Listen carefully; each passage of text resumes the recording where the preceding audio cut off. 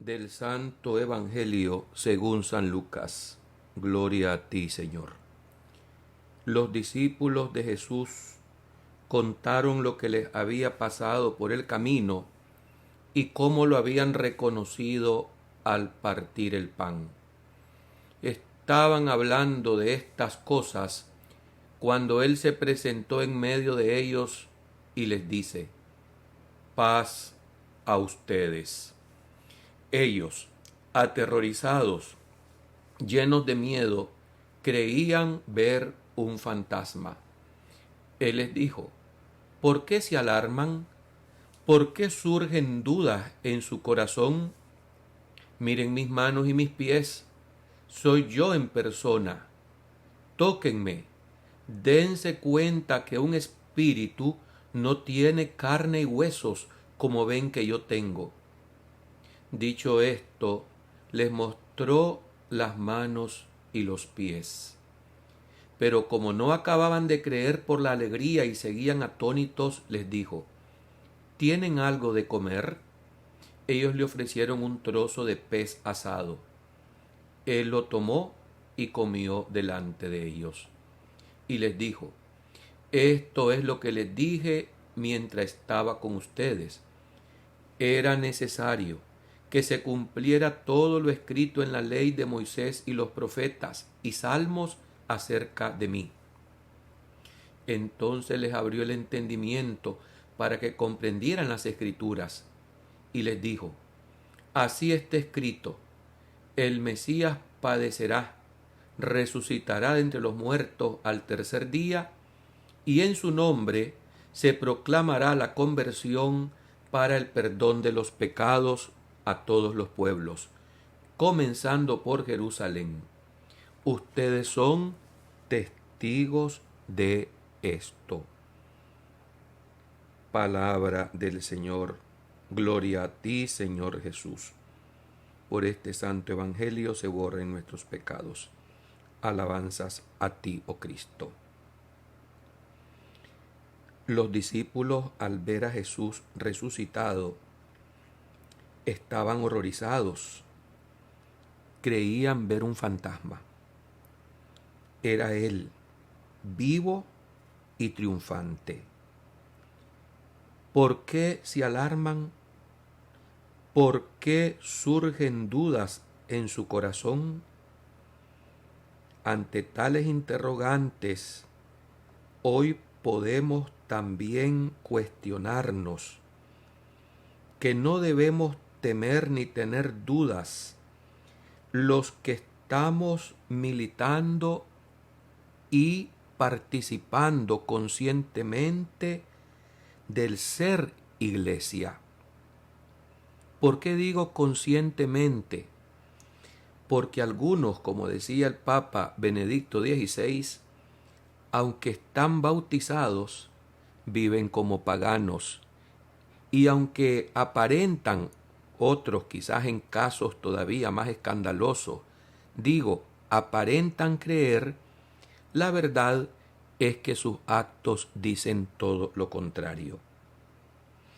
Ante lo que estamos viviendo hoy en día, y pienso en ese cisma de Alemania y de la reacción de algunos obispos en otros países, sacerdotes, que permanecen indiferentes ante lo que está pasando, tenemos que mantener la serena certeza que esta institución es de Cristo.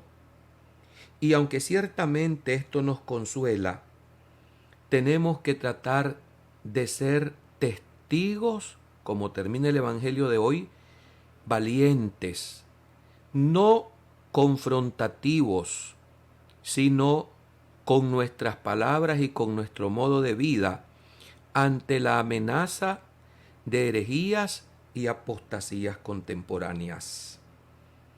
Es natural que muchas veces nos alarmemos y tengamos dudas en el corazón. Sin embargo, ahí está Jesús resucitado.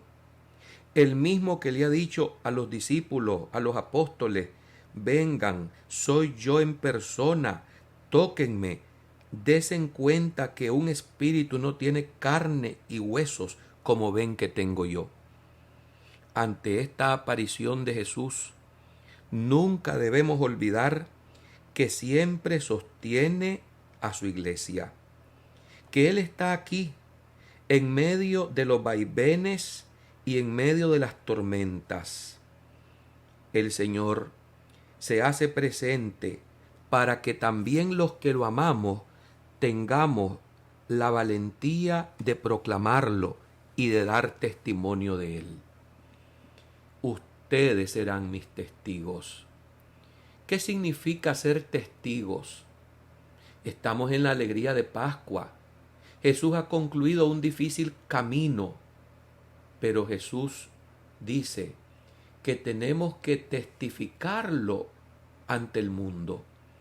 Lo que se conoce como el querigma, que debemos de anunciar que Él sufrió, murió y resucitó por nosotros, y así, por la fuerza del Espíritu Santo, tener la conversión del mundo. Muchos reducen el tiempo pascual a decir aleluya, aleluya, y esto no es suficiente.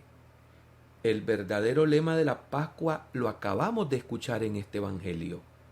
Ustedes serán mis testigos.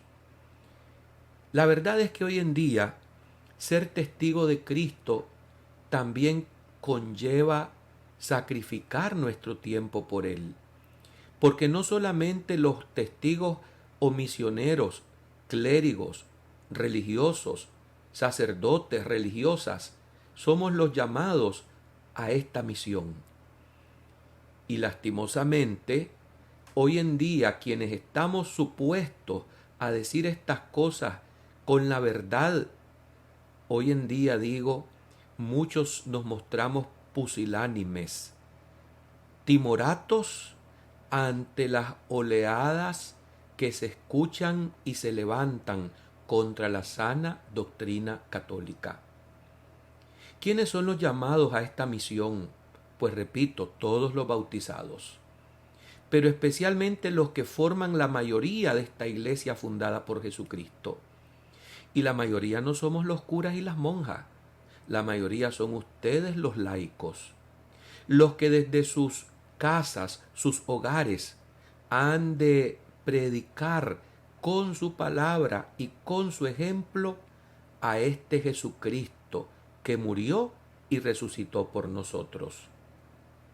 Esta es la misión que tenemos que revivir y retomar.